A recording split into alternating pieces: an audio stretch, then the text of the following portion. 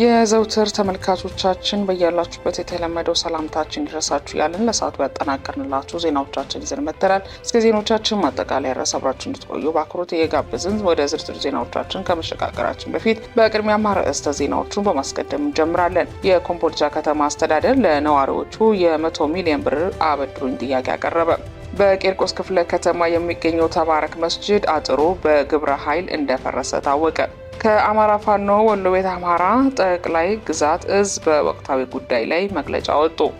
ባለ 2 እና ባለ 3 እግር ተሽከርካሪዎች ወደ አገር ውስጥ እንዳይገቡ ተወሰነ። እነዚህና ሌሎችን በዝርዝር የምንመለከት ይሆናል። እስከ ዜናዎቻችን ማብቂያ ድረስ አብራችን ቆዩ።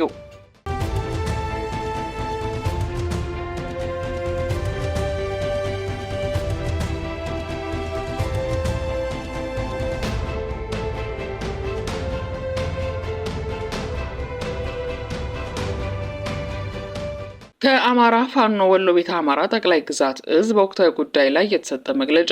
አማራ በአማራነቱ እንዲጠፋ ስርዓታዊ መዋቅር ተዘርግቶ ዘመቻ ከተደረገበት 6 አስርት ዓመታትን አሳልፈዋል። ይህ እንዲሆን ከሚደረግባቸው አሰራሮች አንዱ የሆነው የአማራ የራሱ የሆነ ድርጅት እንዳይጥር ከማድረግ ባሻገር ጥንቁቅና አስተዋይ መሪ እንዳይኖርን በማድረግ ነው። ድርጅታዊ አሰራር አለ ሲባል የድርጅት መርህ ወይንም ሕግና ደንብን መከተል ማለት ነው።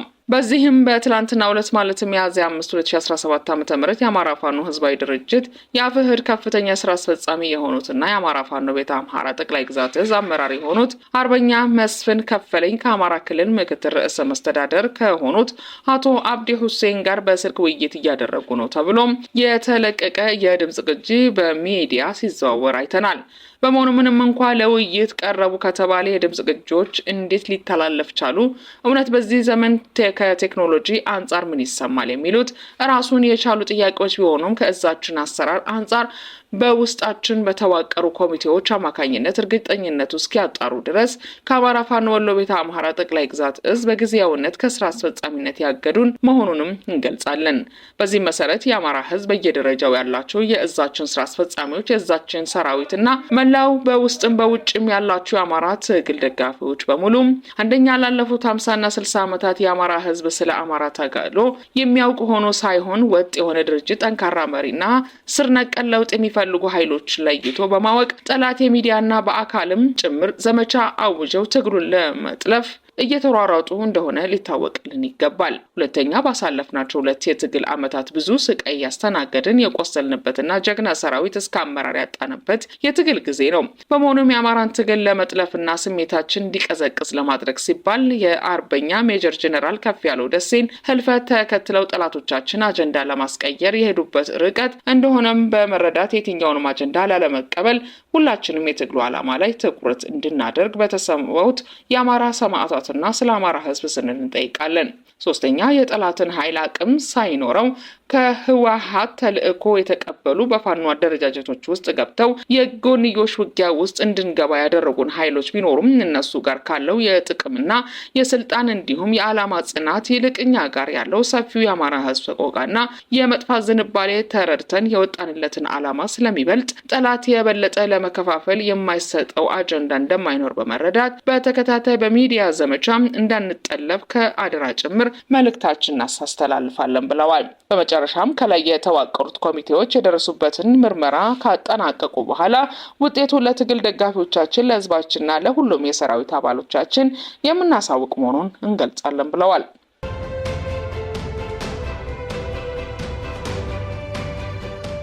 የኮምቦልቻ ከተማ አስተዳደር ለነዋሪው የ100 ሚሊዮን ብር አበድሩኝ ጥያቄ አቀረበ። ብድሩ ለኮሪደር ልማትና ለገበያ ማረጋጊያ ይውላል ተብሏል። የኮምቦልቻ ከተማ አስተዳደር ነዋሪው ለቤት መስሪያ በሚውል ለበርካታ ዓመታት በማህበር ከቆጠበው ገንዘብ ውስጥ የ100 ሚሊዮን ብር አበድሩኝ ጥያቄ ማቅረቡ ተሰምቷል።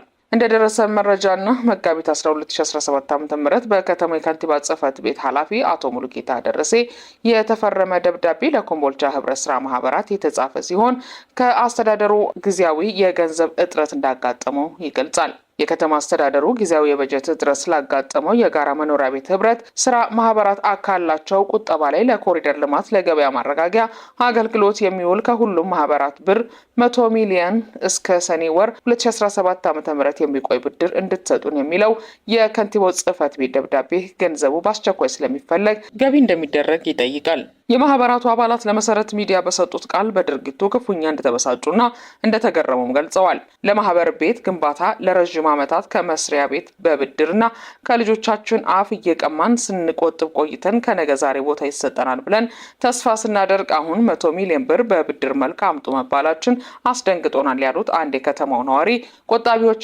አስተዳደሩ ብሩን ይመልሳል የሚል እምነት እንደሌላቸውም ገልጸዋል። ለምን ይሆናል ብለን ስንጠይቅም የሚሰጡን መልስ አንተ የልማት አደናቃፊ ነህ፣ የጽንፈኛ ደጋፊ ነህ፣ ሙሉ ስምህ ማን ነው፣ ከየት ማህበር ነህ ወዘተ እያሉ ያሸማቅቃሉ ያሉን ሌላኛው አስተያየት ሰጪ ሰሚ እንደሌለ ብናውቅም የዚህን አስከፊ ድርጊት የኢትዮጵያ ሕዝብ ይወቅልን ብለዋል።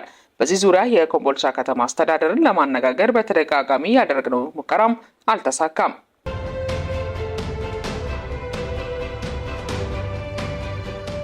በቂርቆስ ክፍለ ከተማ የሚገኘው ተባረክ መስጂድ አጥሩ በግብረ ኃይል እንደፈረሰ ታወቀ። ክፍለ ከተማው በበኩሉ ውሳኔ ያልተሰጠበት መሬት ያለ አግባብ ለመያዝ የተደረገ ሙከራ አስቁሜያለሁ ብሏል። የኢትዮጵያ እስልምና ጉዳዮች ከፍተኛ ጠቅላይ ምክር ቤት በቂርቆስ ክፍለ ከተማ የሚገኘውን ተባረክ መስጂድ ላይ ትላንት ምሽት ጨለማን ተገን በማድረግ የተፈጸመውን አጥር የማፍረስ ድርጊት በጽኑ እንደሚያወግዝ አስታውቋል። በክፍለ ከተማው ወረዳ 10 የሚገኘው መስጂድ ከ1967 ዓ.ም ጀምሮ ለ50 ዓመታት መንፈሳዊ አገልግሎት እየሰጠ እንደነበር የተገለጸ ሲሆን ከህጋዊ አሰራር ውጪ የተፈጸመውን የማፍረስ ድርጊት ጠቅላይ ምክር ቤቱ አውግዟል። የአዲስ አበባ ከተማ እስልምና ጉዳዮች ከፍተኛ ምክር ቤት ከሚመለከታቸው የመንግስት አካላት ጋር በመነጋገር በህጋዊ መንገድ የመስጂዱ ቅጥር እንዲታጠር ቢያደርግም ትላንት ሌሊት ጨለማን ተገን በማድረግ ከመንግስት የስራ ሰዓት ውጪ እንዲፈርስ መደረጉም ጠቅላይ ምክር ቤቱ አሳዝኖኛል ብሏል። ይህንን ተግባር የፈጸሙ አካላት በህግ አግባብ እንዲጠየቁና መስጂዱ የደረሰበትን ኪሳራ ተሸፍኖ ድጋሚ እንዲታጠር ለማድረግ ጠቅላይ ምክር ቤቱም ከአዲስ አበባ ከተማ እስልምና ጉዳዮች ከፍተኛ ምክር ቤት ጋር በቅንጅት ይሰራል ያለው ምክር ቤቱ መስጂዶች የሙስሊሞች ቤተ አምልኮ ብቻ ሳይሆኑ እንደ አይን ብሌናቸው የሚጠብቋቸው መሰብሰቢያቸውና የልብ መርጊያቸው ጭምር በመሆናቸው ተመሳሳይ ድርጊቶች እንዳይፈጸሙ ሲል አሳስቧል። ይሁንና የቂርቆስ ክፍለ ከተማ ዛሬ ምሽት ባወጣው መግለጫ ይህን የመስጂድ አጥር ፈረሳ የዘገቡ ሚዲያዎችን ኮንኖ ቤተ እምነትን ሽፋን በማድረግ መንግስት ውሳኔ ያልሰጠበትን መሬትን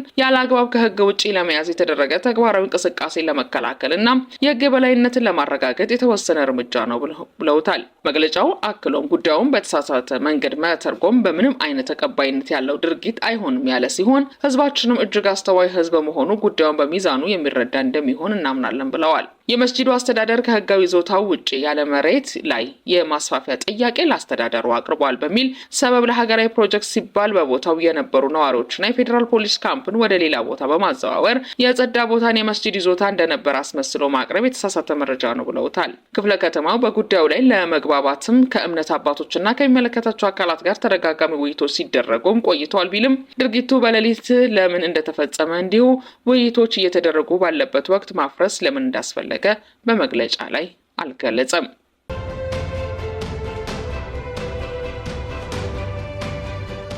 ባለ 2 እና ባለ 3 እግር ተሽከርካሪዎች ወደ አገር ውስጥ እንዳይገቡ ተወሰኑ። በነዳጅ የሚሰሩ ባለ 2 እና ባለ 3 እግር ተሽከርካሪዎች ወደ አገር ውስጥ እንዳይገቡ መወሰኑን የትራንስፖርት ሎጂስቲክ ሚኒስቴር አስታውቋል። በተለምዶ ባጃጅ የሚባሉት ባለ 3 እግር ተሽከርካሪዎችና ባለ 2 እግር ሞተር ብስክሌቶች ወደ አገር ውስጥ ማስገባት እንደማይቻል የትራንስፖርትና ሎጂስቲክ ሚኒስትር ዴኤታ አቶ በሪሁ ሐሰን ተናግረዋል። ሚኒስትር ዴኤታው ይህንን ያሉት ሚያዝያ 2 ቀን 2017 ዓ.ም አህር ቢዝነስ ግሩፕ በአገር ውስጥ የተመሰረተ ኤሌክትሪክ የሚሰሩ ባለ 2 እና ባለ 3 እግር ተሽከርካሪዎችን ለገበያ ማቅረቡን በወዳጅነት ፓርክ በተዘጋጀው ስነ ስርዓት ሲያስተዋውቁ ነው። ኢትዮጵያ በየዓመቱ ለነዳጅ እስከ 6 ቢሊዮን ብር እንደምታወጣ የተናገሩት አቶ በሪሁ በታዳሽ ኃይል ላይ ያለንን እምቅ አቅም ተጠቅመን ከውጭ ከሚገባውን ደረጃውን ያልጠበቀ ነዳጅ ላይ ጥገኛ ከመሆንና አዙሪት ውስጥ ከመግባት ይልቅ በኤሌክትሪክ የሚሰሩ ተሽከርካሪዎችን እንደ አማራጭ መውሰድ አለበት ብለዋል።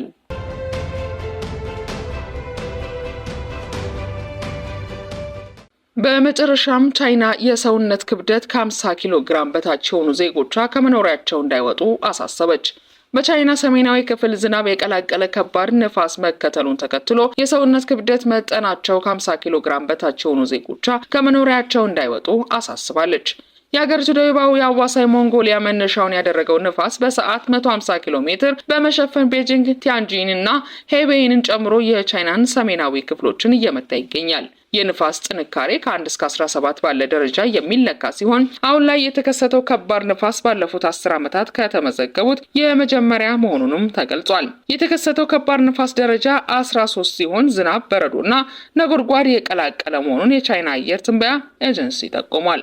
ለሰዓቱ ያዘጋጀንላችሁ ዜናዎቻችን በዚያው አብቅተናል። በሌላ ሰዓት በሌላ ርዕሰ ጉዳይ ደግመን እስከምንገናኝ ድረስ ቻናላችንን ላይክ፣ ሼር፣ ሰብስክራይብ እያደረጋችሁ እንድትጠብቁን በአክብሮት ጋበዝን። ሰላም ቆዩን።